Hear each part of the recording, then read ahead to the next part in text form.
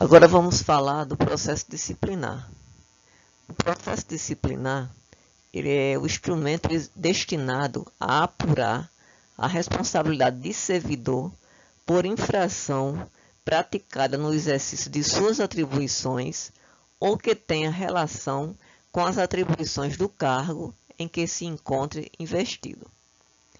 O processo disciplinar ele será conduzido por uma comissão composta de 3 servidores estáveis, designados pela autoridade competente, observado o disposto no parágrafo 3º do artigo 143, que diz o seguinte: a apuração de que trata, que a autoridade que tiver ciência da irregularidade, ele é obrigado a promover a sua apuração imediata, mediante sindicância, o processo administrativo disciplinar assegurado ao acusado ampla defesa. E essa apuração, por solicitação da autoridade a que se refere, poderá ser promovida por autoridade de órgão ou entidade diverso daquele em que tenha ocorrido a irregularidade, mediante competência específica para tal finalidade, delegada em caráter permanente ou temporário pelo Presidente da República, pelos presidentes das Casas do Poder Legislativo e dos Tribunais Federais e pelo Procurador-Geral da República, no âmbito do respectivo poder, órgão ou entidade, preservadas as competências para o julgamento que se seguir a apuração. E essas pessoas indicarão também, dentre eles, o seu presidente, ou seja, o processo disciplinar ele é composto por 3 servidores estáveis, designados pela autoridade competente, que pode ser uma dessas que eu falei. E quem indicará dentre eles o seu presidente. Toda comissão tem que ter um presidente, que deverá ser ocupante de cargo efetivo, superior ou de mesmo nível, ou ter nível de escolaridade igual ou superior ao do indiciado. Então, nunca pode a pessoa que está sendo acusada, tem que ser julgada, né? Tem que ser julgada por uma pessoa de mesmo nível superior. A comissão terá como secretário servidor designado pelo seu presidente, podendo a indicação recair em um de seus membros. Não poderá participar de comissão de sindicância ou de inquérito o cônjuge, o companheiro ou parente do acusado, consanguíneo ou afim, em linha reta ou colateral até o 3º grau. Então, esse é bem mais amplo o grau de parentesco nesse item aí.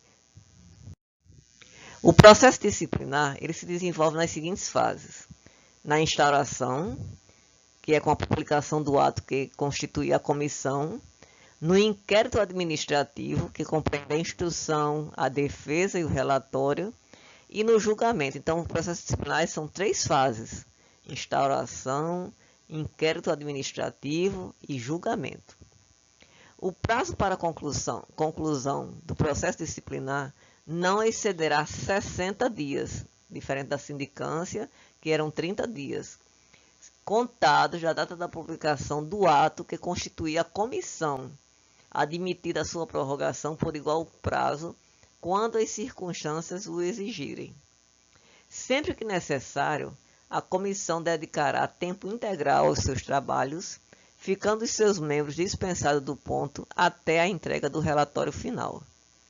As reuniões da comissão serão registradas em atas, que deverão detalhar as deliberações adotadas. Aí vem a parte do inquérito, né? O inquérito administrativo ele obedecerá ao princípio do contraditório, assegurada ao acusado ampla defesa, com a utilização dos meios e recursos admitidos em direito. Os autos da sindicância integrarão o processo disciplinar como peça informativa da instrução. Então, vamos supor que foi aberta uma sindicância para apurar um fato. E no final da sindicância, viu-se que caberia um resultado que implicaria ser um processo disciplinar. Então, esses autos da sindicância, eles vai ser aberto, vai ser convertida a sindicância em processo disciplinar, administrativo domiciliar, disciplinar, E esses autos da sindicância eles vão servir como peça informativa da instrução. Na hipótese de o relatório da sindicância concluir que a infração está capitulada como ilícito penal, a autoridade competente encaminhará cópia dos autos ao Ministério Público, independentemente da imediata instauração do processo disciplinar.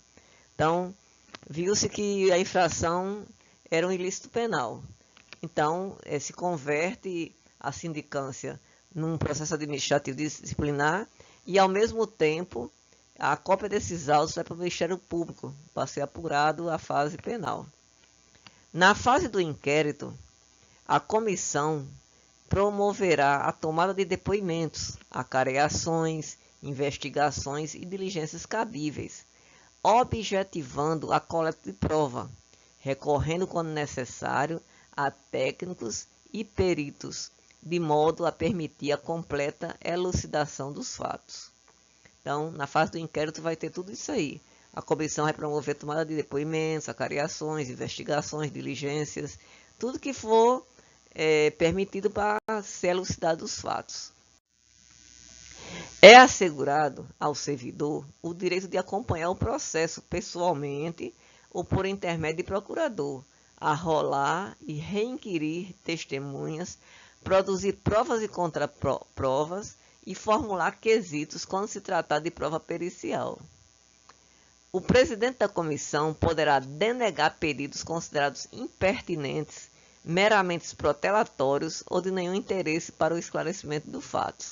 Então, muitas vezes, o servidor, para ganhar tempo, ele pede uma perícia e o presidente da comissão vê que isso é só para ganhar tempo, que não há necessidade dessa perícia. Então, ele vai e não aceita esse pedido. Então, será indeferido o pedido de prova pericial quando a comprovação do fato independer de conhecimento especial de perito também. As testemunhas serão intimadas a depor mediante mandado expedido pelo presidente da comissão, devendo a segunda via, consciente do interessado, ser anexada aos autos, para ser provado que a testemunha foi intimada. Se a testemunha for servidor público, a expedição do mandato será imediatamente comunicada ao chefe da repartição onde serve, com a indicação do dia e hora marcados para a inquirição. O depoimento será prestado oralmente e reduzido a termo, não sendo lícito a testemunha trazer por escrito. Então, você vai ser testemunha. Então, você não pode levar um papel ou qualquer coisa eu vou testemunhar sobre tal fato, então eu vou fazer aqui um resumo e vou levar esse papel para ficar lendo lá. Não pode. Ele tem que ser prestado oralmente e, à medida que você vai falando, quem vai tomar o seu depoimento vai escrevendo o que você vai dizendo. As testemunhas serão inquiridas separadamente. Na hipótese de depoimentos contraditórios ou que se infirmem, proceder-se-á a acareação entre os depoentes. Concluída a inquirição das testemunhas, a comissão promoverá o interrogatório do acusado, observados os procedimentos previstos nos artigos 157 e 158, que é os que foram falados agora recentemente, ou seja, a questão das testemunhas serem intimadas a depor mediante mandato expedido pelo presidente da comissão e também que o depoimento deverá ser prestado oralmente, reduzido a termo, essa coisa toda.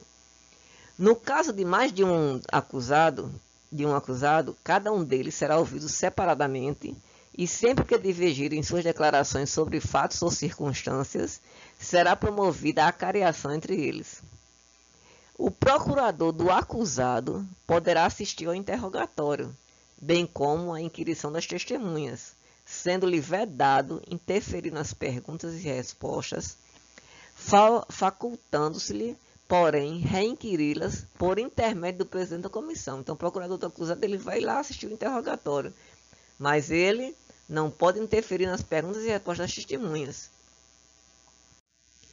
Quando houver dúvida sobre a sanidade mental do acusado, a comissão proporá à autoridade competente que ele seja submetido a exame por junta médica oficial, da qual participe pelo menos um médico psiquiatra. Então, muitas vezes, fala-se, tal pessoa fez isso porque ele não tá bem mentalmente. Então, para que isso seja sanado, né, tirar as provas da sanidade mental do acusado, ele vai ser submetido a uma junta médica oficial e que nessa junta tenha pelo menos um médico psiquiatra. O incidente de sanidade mental será processado em um auto apartado e apenso ao processo principal, após a expedição do laudo pericial. Então é feito tudo em separado e depois juntado após o laudo pericial. Tipificada a infração disciplinar, será formulada a indiciação do servidor com a especificação dos fatos a ele imputados e das respectivas provas. Então, quando souber qual foi a infração que o acusado cometeu, isso será formulada a indiciação do servidor, especificando os fatos e a ele imputados e as respectivas provas, porque tudo tem que ter provas. O indiciado será citado por mandado expedido pelo presidente da comissão para apresentar defesa escrita no prazo de 10 dias, assegurando-se-lhe vista do processo na repartição. Então, o indiciado recebe o mandado e ele tem 10 dias para apresentar uma defesa escrita. Havendo 2 ou mais indiciados, o prazo será comum e de 20 dias. Então, isso é no caso de ser só um indiciado, ele tem 10 dias para apresentar uma defesa escrita. Mas se houver 2 ou mais indiciados, o prazo será de 20 dias para cada um. O prazo de defesa poderá ser prorrogado pelo dobro para diligências reputadas indispensáveis. Então, se for necessário haver uma diligência para que ele faça defesa, então ele poderá pedir a prorrogação do prazo, então ele será prorrogado em dobro. No caso de recusa do indiciado em apor o ciente na cópia da citação, o prazo para defesa contar-se-á da data declarada em termo próprio pelo membro da comissão que fez a citação, com a assinatura dos testemunhas. Então, vamos supor que vai ser dada a ciência ao indiciado, e ele diz que não assina, não toma ciência. Então, se faz um termo, o membro da comissão que fez a citação e pega a assinatura de 2 testemunhas. Então, ele tomou ciência, a data da defesa dele é contada dessa data da assinatura com as 2 testemunhas. O indiciado que mudar de residência fica obrigado a comunicar à comissão o lugar onde poderá ser encontrado. Achando-se indiciado em lugar incerto e não sabido, será citado por edital, publicado no Diário Oficial da União e em jornal de grande circulação na localidade do último domicílio conhecido para apresentar a defesa.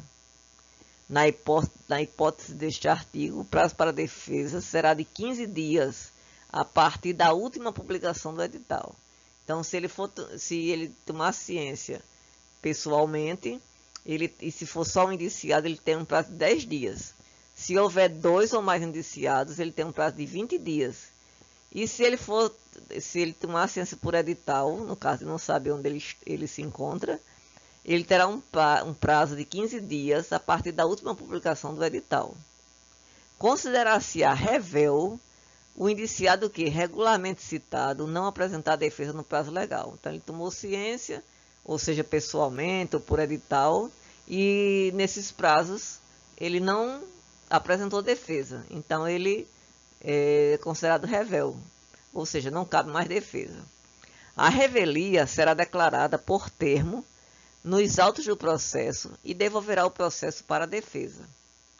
Para defender o indiciado rével, a autoridade instauradora do processo designará um servidor como defensor dativo, que deverá ser ocupante de cargo efetivo superior ou de mesmo nível, ou ter nível de escolaridade igual ou superior ao do indiciado. Apreciada a defesa, a comissão elaborará relatório minucioso, onde resumirá as peças principais dos autos e mencionará as provas em que se baseou para formar sua convicção. O relatório será sempre conclusivo quanto à inocência ou à responsabilidade do servidor. Então, feito o relatório, está concluso. Reconhecida a responsabilidade do servidor, a comissão indicará o dispositivo legal ou regulamentar transgredido, bem como as circunstâncias agravantes ou atenuantes. O processo disciplinar, com o relatório da comissão, será remetido à autoridade que determinou a sua instauração para julgamento.